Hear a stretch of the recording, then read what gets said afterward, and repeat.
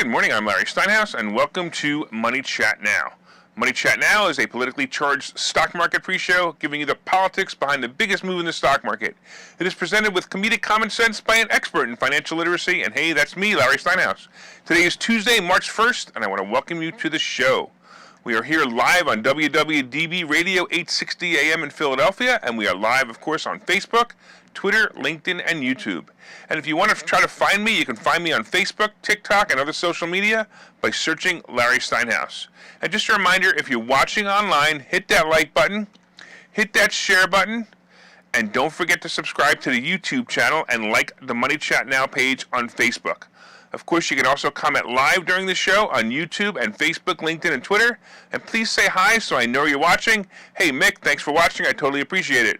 By the way, if you're commenting from a group and not the Money Chat Now page, or not Money Chat Now fan page, your name will not show up my dashboard. So please go to the Money Chat Now page and comment there so I can recognize you.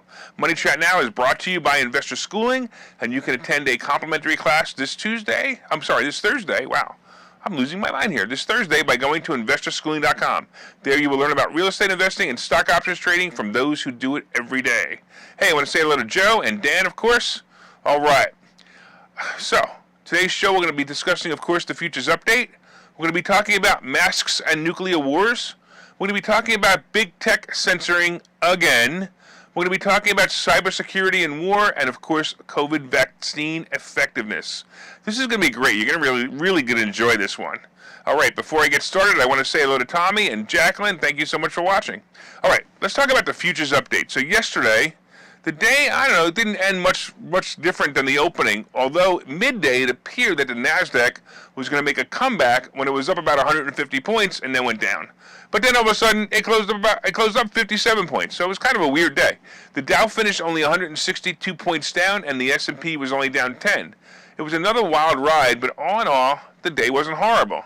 The market ended up with the lowest performance since September of last year, or I should say for the month, since September last year, and the market is reacting, as you know, it's reacting to the situation in Ukraine, or is it? See, I'm not convinced that yesterday was any reaction to the war at all. The war reporting was light yesterday, and the delegates met to discuss an agreement. I believe the market is reacting to more of interest rate hikes coming in March than anything else. Along with that is the fact that it was February. I have said that February is almost always a bad month, and of course it certainly was. Defense stocks like Lockheed Martin and Northrop Grumman rose 4.5% and 5.5% respectively. Cybersecurity stocks also outperformed, with CrowdStrike jumping 5%, helping limit losses for the NASDAQ. So I'm going to talk about cybersecurity in a little while, but that was one I just didn't think about, and that makes total sense. And it's true. It makes total sense. You should definitely think about some cybersecurity stocks. Did you know, by the way, that the Kremlin website is still down? Don't you want to know who took it down, why, and how they took it down? I got to be honest, I want to know. I mentioned yesterday about the interest rates in Russia rising to 20%, which will affect the market over there, certainly. And I've also noticed an ETF, which invests in Russian companies with the symbol RSX, was down about 30% and just under $11 a share. And by the way, today it's down about $10 a share. I evaluated this ETF, and I found it to have a 13% dividend at this price. By the way, now it's a 14% dividend, which is pretty amazing too. I thought that when this all blows over, the ETF would prove to be a great investment. However, check it out. Even the calls, by the way, would have been a great covered call play, and someone I suggested the idea to tried to buy it and was blocked by TD Ameritrade. Now, that is really fascinating to me. You know, on the other hand, it might have just simply been because the Russian stock market was closed yesterday to avoid panic selling. But I don't think so. I have a feeling that you cannot buy Russian ETFs at this moment. Now, the Van Eck RSX fund is not a fund that, that really trades in Russia. It trades in America, but it trades on Russian stocks, and they're blocking it. The oil stocks also popped yesterday, and Oxy was above 44. Wow. What a great play that would have been. I had it at 10 last year, but I sold it at about 150% profit when it was in the mid-20s. And I'm going to tell you, look for more volatility as the market continues to gyrate with all the war info. The market right now, the Dow is down 219, the S&P is down 30, and the NASDAQ is down 103. And I don't know. It wasn't that bad earlier, so it's getting a little bit worse. Hey, real quick before I go to the next topic. Hey, Ken, thank you so much. Hey, Jose, and Dave and Michael, thank you so much. All right, let's take a listen to this because this is really, really important. In fact, I want you all to listen to this carefully because this is really, really important news that you should know. So I am so glad that we have organizations like the CDC, the World Health Organization, and FEMA. They help to prove that even the dumbest people on the planet could get degrees in science. Well, to prove my last theory, that they are just some of the dumbest people on the planet, FEMA just announced something that's very relevant to what is going on with the Europe war. They are telling us what to do in the case of a nuclear explosion. Yes, that's right. The Federal Emergency Management Agency, or FEMA, has issued updated guidance to its nuclear explosion readiness. So if you hear this sound, make sure you know what to do, and I'm going to tell you. Okay, so here you go. You ready? It includes, wait for it, tips to avoid COVID in a nuclear attack. That's right. In case a nuclear bomb goes off, and your house is destroyed, and the radiation is eating your skin as you scream in pain, FEMA suggests that you continue to be at least 6 feet apart from the other people screaming as they die. This, of course, will help spread to help stop the spread of COVID. Oh yes, and make sure you wear a mask while screaming and dying, because those screams have many more droplets than simple speech. Now, if you think I'm being sarcastic, let me read the instructions directly from the FEMA website. And I quote, "A nuclear explosion may occur with or without a few minutes warning. Fallout is most dangerous in the first few hours after the detonation, when it is giving off the highest levels of radiation. It takes time for fallout to arrive back to the ground level, often more than 15 minutes for areas outside the immediate blast damage zone." Keep listening. FEMA recommends the following steps to prevent significant radiation exposure, which include, you ready? Try to maintain a distance of at least 6 feet between yourself and people who are not part of your household. And if possible, wear a mask if you're sheltering with people who are not part of your household. Yep, we have reached the pinnacles of morons running the show. But at least now we know who all the people driving around alone in their car wearing masks are. They are obviously FEMA employees. Unbelievable, right? And this is for real. No joke. Look it up. All right. Yeah. Benny says, if you hear that sound, you're probably already dead. All right. But obviously these people were dead a long time ago. All right. Let's talk about big tech censoring. Hey, have you been in Facebook jail yet? Hey, if you are, come visit me because, I'm often in Facebook jail.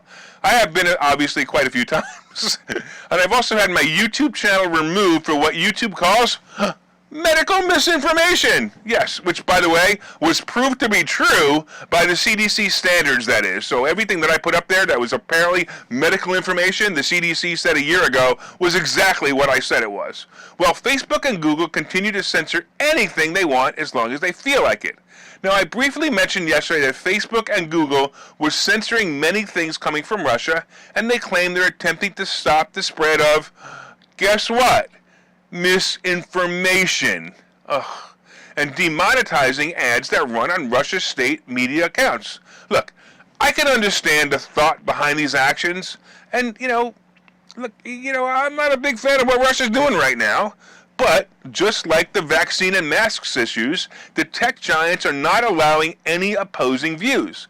That means all of our news and news feeds are not only one-sided for any topic, they, big tech that is, allows us to see or read. So they're going to determine what we're allowed to see and what we're allowed to read. This isn't even governmental. This is big tech. So we are not allowed to know directly from the Russians why they justified these actions. Now, I don't believe there's any great justification, but I at least want to understand what they're doing, and I'm trying to look it up. I'm trying to get some more knowledge. It certainly should have been avoided, obviously, all this, but I want to know more. I want to understand. So I've been trying to research this information by using Google for a week now, and there is nothing substantial on the web that I can find. All I can see is Russia bad, Ukraine good. And it may very well be the case, but I want to be able to come to the conclusion with all the information. So who does big tech think they are by not letting me decide? Oh, I remember. This is just like COVID and vaccines, where I'm just not smart enough to decide for myself. Of course, because I'm a dummy. I'm not as smart as the guys in FEMA to tell you to wear a mask when there's a nuclear explosion. Or is the bigger picture a conspiracy theory? Listen to this quote. Check this out. Although the online platforms have undertaken significant efforts to address the Russian government's unprecedented assault on the truth, they have not done enough, said in a letter shared by Estonia Prime Minister Kaja Kallas. Russia's disinformation has been tolerated on online platforms for years. They are now an accessory to the criminal war of aggression in Russian government that they're conducting against Ukraine and the free world. Now, this is what somebody, obviously, who is against Russia is saying. And again, I'm not real happy what Russia's doing. But now listen to this quote. All the war propaganda, all the screaming and lies and hatred comes invariable from people who are not fighting. I'm going to read that one more time. All the war propaganda, all the screaming and the lies and hatred comes invariably from people who are not fighting. Want to know who said that? Guess what? It came from a George Orwell novel, Homage to Catalonia.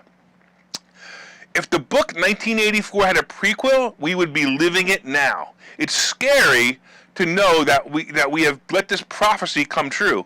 Go ahead, try to look it up. You'll find nothing on the Russian side explaining this war. It's all about how the Ukraine must be free and protected from Russia.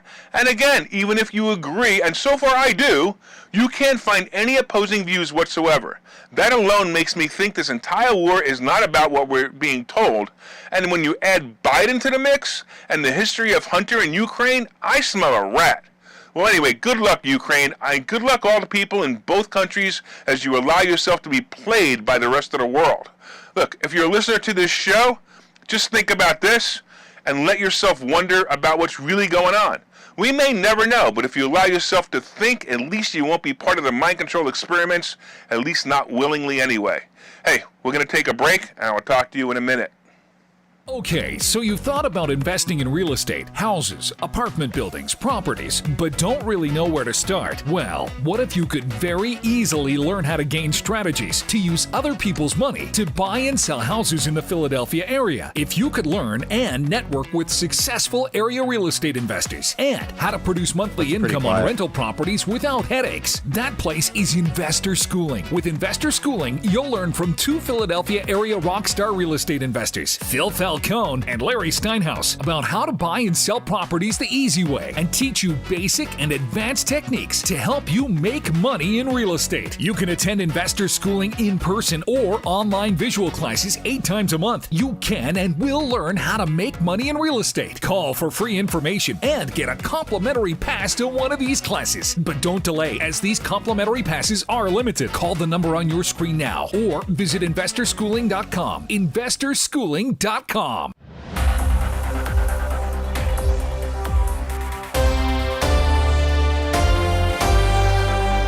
Welcome back to Money Chat Now. I'm your host, Larry Steinhouse. And of course, if you'd like more information on Investor Schooling, you can go to investorschooling.com or call 866-424-2829, 866-424-2829. Hey, thanks for listening on WWDB Radio 860 AM in Philadelphia. And if you're watching online, please hit that share button so you can help your friends learn how to make more money and learn a little bit more about, I don't know, the Larry Steinhouse conspiracy theories. Hit that like button, let me know you enjoy the show, and please leave comments on Facebook, Twitter, LinkedIn, and YouTube, and I'll try to respond to them. Hey, I want to say hello to a couple of people out there who just came on. Hey, William and Wendy and Bill, thanks so much for watching. I always appreciate you guys. Right now, the Dow is down 203 points, the S&P is down 26, and of course, the NASDAQ is down 88. Hey, we talked about how important it is to wear a mask in case you hear this sound. We talked about the fact that Big Tech is censoring once again. Let's get into talking about cybersecurity and war and COVID vaccine effectiveness. Clearly, this is my my conspiracy theory day, I guess. And of course, I'm going to be talking about today's picks and plays. But don't forget to hit that like button, hit that share button, and don't forget to leave comments on Facebook, LinkedIn, Twitter. And if you're listening on WWDB Radio, be sure to set a preset to this station and listen every day at 7:30. And don't forget to look up Money Chat Now on Facebook when you get home. All right, let's get into the second half, and let's talk about cybersecurity and war. We mentioned this briefly a little while ago, but it seems that wars are going to be won with the help of internet and computer hackers. It appears that Ukraine is looking for a group of hundreds of cybersecurity hackers to help them hurt the cybersecurity systems in Russia. So we're seeing signs of this as we see the Kremlin website has been down for 5 days. By the way, how do I know the Kremlin site is down? Basically, because I actually went there to find any information or even propaganda to research, as I discussed in the past segment of the show. You know, look, Ukraine, and I'm sure other countries, have an army of cyber attackers that are literally trying and succeeding in breaking into secure systems that control simple things like electricity, difficult things like banking information, government security documents, and anything else run by computers or stored on computers. 22 years ago, we were all worried about what would happen when the clock struck midnight on January 1st, 2000, and now all of those worries are back as we realize that cyber armies can literally shut off your power or other utilities at their whim. These people are not necessarily employees of governments either. They're volunteers and may not be organized, at least not yet. So here's what Yegor Oshov, co-founder of a cybersecurity company in Kyiv, had to say this weekend. She said the volunteers will be divided into defense and offensive cyber units. The defensive unit would be employed to defend infrastructure such as power plants and water systems, and they're looking for more volunteers and looking to organize them.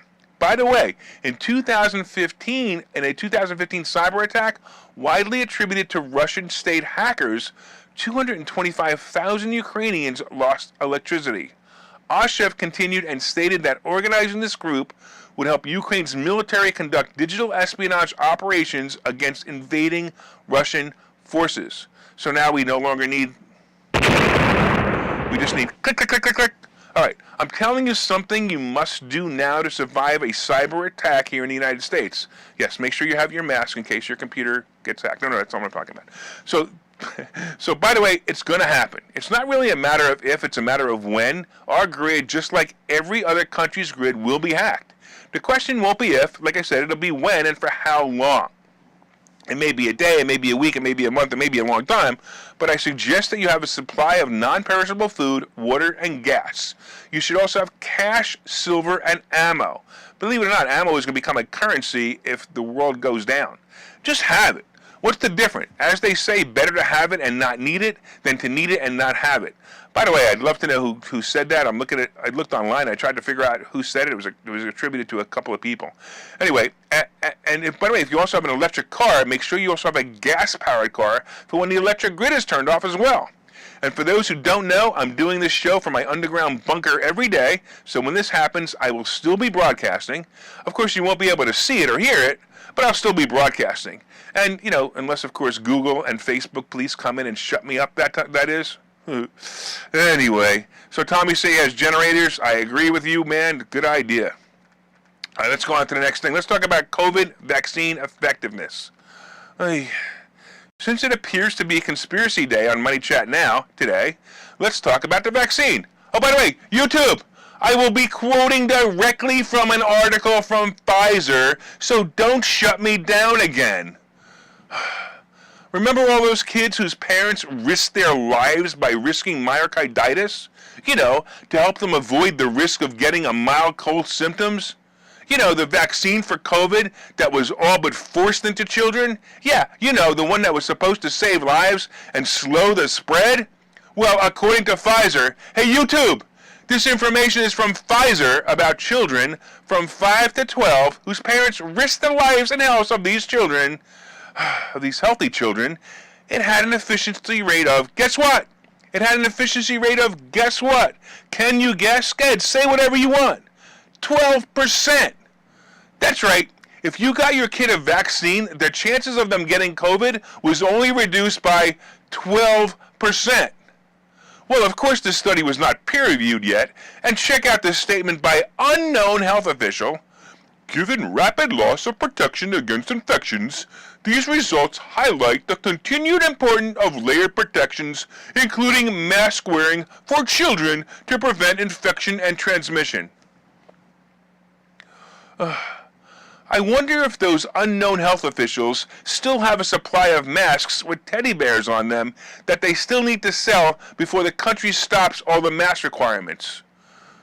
We'll never know, of course, because Google and Facebook won't let me research it. All right, we're going to take a break now while I get my composure. And by the way, before I go, make sure you look up Money Chat Now on YouTube and resubscribe. I need to rebuild the channel from the last time they shut me down. All right, I'll see you guys in a minute. Okay, so you've thought about investing in real estate, houses, apartment buildings, properties, but don't really know where to start? Well, what if you could very easily learn how to gain strategies to use other people's money to buy and sell houses in the Philadelphia area? If you could learn and network with successful area real estate investors and how to produce monthly income on rental properties without headaches, that place is Investor Schooling. With Investor Schooling, you'll learn from two Philadelphia area rockstar real estate investors, Phil Falcone and Larry Steinhouse, about how to buy and sell properties the easy way and teach you basic and advanced techniques to help you make money in real estate. You can attend Investor Schooling in person or online visual classes 8 times a month. You can and will learn how to make money in real estate. Call for free information and get a complimentary pass to one of these classes. But don't delay, as these complimentary passes are limited. Call the number on your screen now or visit investorschooling.com. investorschooling.com.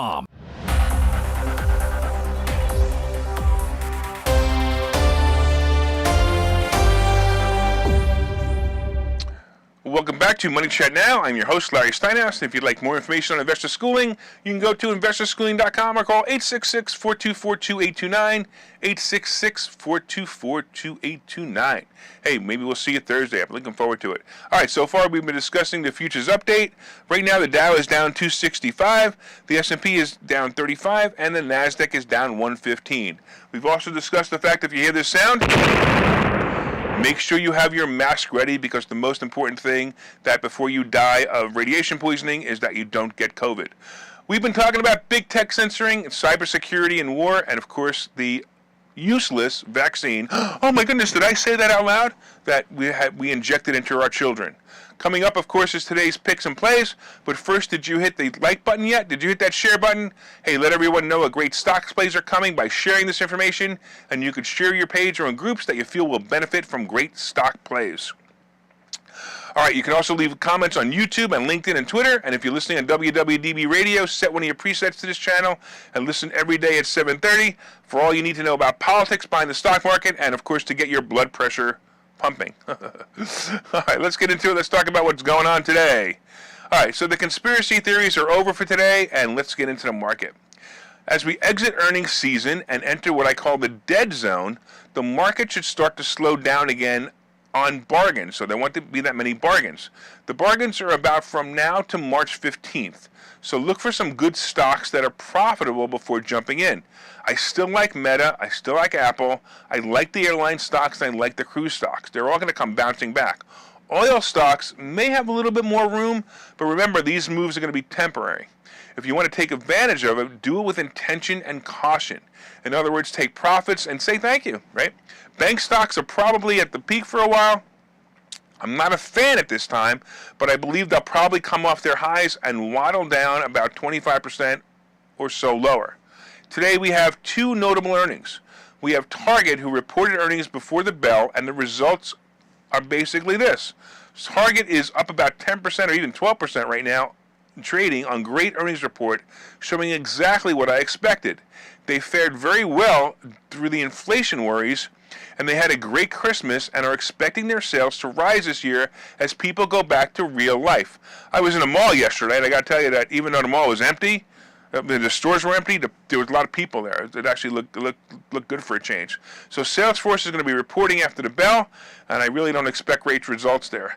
Right now, for last time, let's take a look. The Dow is down 259, the S&P is down 35, and the Nasdaq is down 119. All right. So let's talk a little bit quickly on the crypto scene. Crypto right now, I'm telling you, it's an interesting play.